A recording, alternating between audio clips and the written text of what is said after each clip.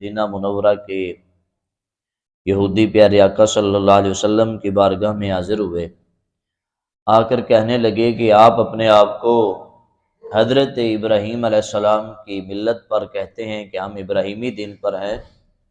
جبکہ ابراہیم علیہ السلام پر اونٹ کا گوشت اور دودھ حرام تھا، تو آپ اپنے اوپر حلال سمجھتے ہیں، تو پھر آپ کس طرح حضرت ابراہیم علیہ السلام کے پیروکار ہیں؟ ان کی اس بات کے رد پر یہ آیہ کریمہ نازل ہوئی، کل طعام کان حل لبنی اسرائیل۔ اللہ نے فرمایا یہ تمام کھانے بنی اسرائیل پر حلال تھے، الا ما حرم، مگر بعد میں حضرت یعقوب علیہ السلام نے، حضرت ابراہیم علیہ السلام کے دور میں بھی حلال تھے، حضرت اسماعیل علیہ السلام کا دور آیا، حضرت اسحاق علیہ السلام کا دور آیا، پھر حضرت یعقوب علیہ السلام کا دور آیا۔ تو حضرت یعقوب علیہ السلام نے کسی سبب کی وجہ سے اپنے اوپر یہ حرام کیا تھا،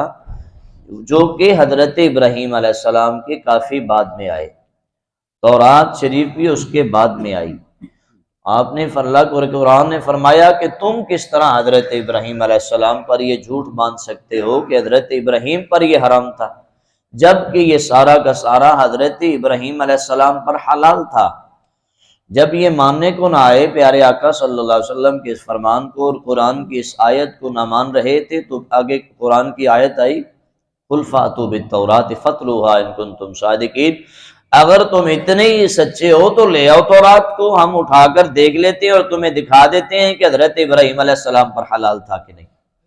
جب یہاں پر بات آئی تو یہودی گھبرا گئے، عیسائی گھبرا گئے، انہوں نے کہا کہیں واقعی یہ سچ ہوا تو ہماری تو گردن جھک جائے گی اور ہم شرمندہ اور یہاں پر لاچار ہو جائیں گے، لہٰذا وہ یہاں سے بھاگ کھڑے ہوئے۔ اللہ کا محبوب سچا ہو گیا، اللہ کا قرآن سچا ہو گیا کہ حضرت ابراہیم علیہ السلام کی جو ملت پر ہم ہیں، جو ان کے دین پر ہیں، تو حضرت ابراہیم علیہ السلام کے پورے دین پر ہیں۔ آگے فَمَنِ افْتَرَىٰ عَلَى اللَّهِ الْكَذِبَ مِن بَعْدِ ذَلِكَ فَأُولَٰئِكَ هُمُ الظَّالِمُونَ، بس جو اللہ پر جھوٹ باندھتا ہے اس کے بعد، تو اس سے بڑا کوئی کائنات میں ظالم ہی نہیں ہے، وہ بہت بڑا ظالم ہے جو اللہ پہ جھوٹ باندھے۔ جب اللہ نے سچ فرما دیا کہ ابراہیم علیہ السلام پر یہ چیزیں حلال تھیں، وہ ظالموں تم جھوٹ باندھتے ہو، اللہ نے ان پر حرام کی۔ اب بھی اگر کوئی اس قرآن کی آیت کے بعد یہ کہے کہ ابراہیم علیہ السلام پر یہ حرام تھا جبکہ ان پر یہ حلال ہے، تو کائنات میں وہ بہت بڑا ظالم ہے۔ آگے ہمیں فرما دیا فَاتَّبِعُوا مِلَّةَ إِبْرَاهِيمَ حَنِيفًا، اے میرے نبی کے غلاموں تم ابراہیم علیہ السلام کی ملت کی پوری طرح پیروی کرو، وہ ابراہیم جو ہر باطل سے جدا تھے، وَمَا كَانَ مِنَ الْمُشْرِكِينَ، اور ان کا شرک سے اور مشرکوں سے دور دور تک کوئی تعلق نہیں تھا، وہ دور تھے، ہمیشہ مشرک لوگوں سے نفرت کرتے تھے، ان لوگوں سے کبھی ان کے قریب اور ان سے کوئی تعلق نہیں رکھا۔ تو تم بھی میرے ابراہیم جیسے ہو جاؤ، ہر باطل سے جدا ہو جاؤ، ہر مشرک سے جدا ہو جاؤ، تمہارا کسی باطل کے ساتھ کوئی تعلق نہیں ہونا چاہیے، تمہارا کسی مشرک کے ساتھ کوئی تعلق نہیں ہونا چاہیے، تم پورے کے پورے میرے ابراہیم کے دین پر آ جاؤ اور ان کی پیروی کرو۔ تو یہ اللہ کے رسول صلی اللہ علیہ وسلم کو اللہ کا پیغام آیا، تو تب یہ جو لوگ تھے حضرت ابراہیم علیہ السلام پر بہتان گھڑنے والے کہ اونٹ کا گوشت اور دودھ تو دونوں حرام ہے، آپ کیسے کھا سکتے ہیں؟ تو میرے وحدہ لا شریک نے فرمایا کہ یہ ابراہیم علیہ السلام پر کبھی بھی حرام نہیں ہوا، ان پر بھی حلال تھا، آج امت مصطفیٰ پر بھی حلال ہے۔ اور اسی لیے آج ہم اونٹ کا گوشت اور دودھ یہ تناول کرتے ہیں، اور یہودیوں کی سازش تھی کہ ان پر بھی حرام کر دیا جائے، لیکن جس چیز کو میرا اللہ حلال کر دے، کل الطعام کان حلا لبنی اسرائیل، تو اس چیز کو کوئی بھی حرام نہیں کر سکتا، نہ اپنی مرضی سے، نہ اپنے مفاد کے لیے، نہ کسی کی مرضی سے، بلکہ وہ چیز جو قرآن و حدیث نے ہمارے لیے ثابت کر دی وہ ہمارے لیے بہتر ہے، اسی پہ انشاءاللہ ہم چل رہے ہیں اور ہمارا خاتمہ بھی اسی پر ہوگا۔ تو یہ ہے شان مصطفیٰ اور آپ کی امت کی کہ اللہ پاک جب بھی کوئی مصطفیٰ پہ اعتراض کرتا، عظمت مصطفیٰ ہے نا، جب بھی کوئی یہودی یا عیسائی بارگاہ رسالت مآب صلی اللہ علیہ وسلم میں آ کر آپ پہ انگلی اٹھاتا یا آپ پہ اعتراض کرتا، آپ تو ایسے ہیں، ایسا ہیں، ایسے ہیں، اسی وقت خلاق عالم کے قرآن کی آیت اتر جاتی، خبردار میرے نبی کی بارگاہ میں بیٹھ کر بات کرنے والے، یہ میرا محبوب ہے، کوئی اس کی حفاظت کرے نہ کرے، میں اپنے قول سے اس کی حفاظت فرماؤں گا،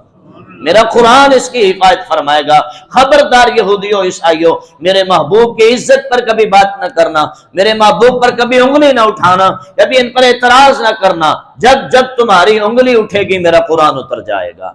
آپ پورا قرآن اٹھا کر تاریخ سے مطالعہ کر کے دیکھ لیں، کوئی آیت یہودی کے بارے میں آئے گی، کوئی آیت یا عیسائی کے بارے میں آئے گی، کوئی نجرانی کے بارے میں آئے گی، کوئی کسی کے بارے میں، جب بھی کسی نے مصطفیٰ پہ اعتراض اٹھایا ہے، میرے اللہ نے اسی وقت قرآن کو نازل فرمایا ہے،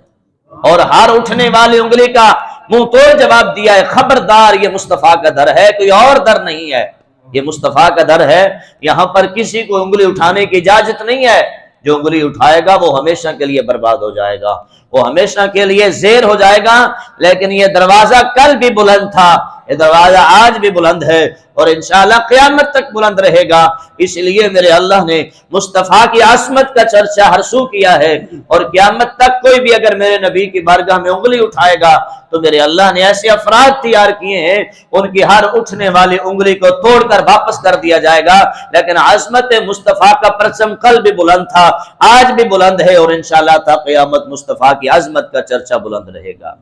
اور یہی رہے گا، یوں ہی ان کا چرچا رہے گا یوں ہی ان کا چرچا رہے گا۔ پڑے جل خاک میں جل جائیں جل جانے والے، تو ہمارے نبی اس لیے اعلیٰ حضرت کہتے ہیں کہ سب سے اولا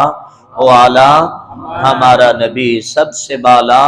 او اعلیٰ ہمارا نبی، اپنے مولا کا پیارا ہمارا نبی، دونوں عالم کا دولہ ہمارا نبی۔ یہ بہت پیاری کلام ہے، اور یہ ہزاروں باتوں کا نچوڑ ہے اس کلام کے اندر، جس کے ایک لفظ میں کہ ہمارے محبوب کو رب نے بھی اپنا محبوب بنایا ہے۔ تو پتہ چلا کہ جب عزت مصطفیٰ صلی اللہ علیہ وسلم کی بات آ جائے، جب حرمت مصطفیٰ کی بات آ جائے، جب بات سرکار کی عزت کی آ جائے، تو چپ نہیں رہنا چاہیے، بلکہ سرکار کی عزت کا دفاع کرنا چاہیے۔ یہ دفاع کسی ایرے گارے کی سنت نہیں ہے، بلکہ مصطفیٰ کی عزت کا دفاع کرنا خدا کی سنت ہے،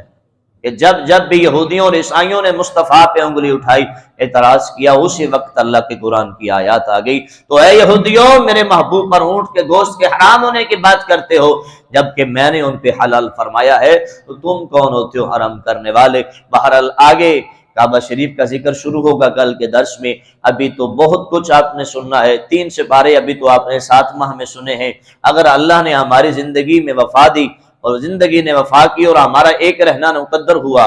تو انشاءاللہ ابھی تو 27 سپارے پڑے ہیں، پتہ چلے گا جس کا ایک ایک حرف مصطفیٰ کی شان میں ہے۔